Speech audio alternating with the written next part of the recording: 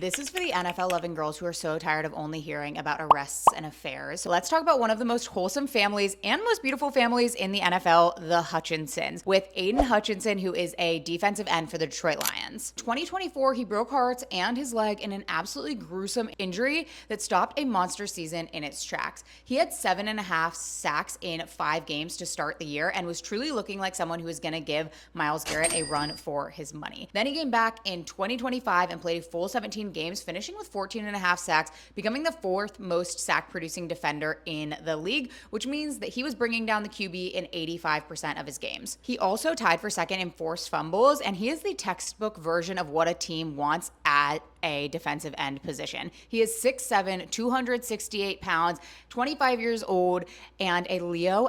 Now let's talk about him being wholesome. He was a Heisman finalist in 2021 as a defensive player, which is very, very rare. He went number 2 overall in 2022. If you can't remember his name, you can remember his famous eye black. He truly is the face of Detroit's defense, especially after his comeback story. Now to talk about his family, he probably has one of the most beautiful NFL families, and a lot of them work for his foundation, House of Hutch. He's an absolute menace on the field, a class act everywhere else. So yeah, Aiden Hutchinson is one of the players who makes you respect the game differently. And honestly, offenses having to plan around him working with his family, just makes the NFL a little bit brighter. So tag your girl who needs to know the Lions lineup this year. Now, if you don't know what a sack is, it's when a defender hits the quarterback while the quarterback still has the ball in his hands. Sacks are also one of the most important defensive plays because it stops the ball before the quarterback even has a chance to get it to any of his players or get any yardage. The play also stops wherever the quarterback is taken down.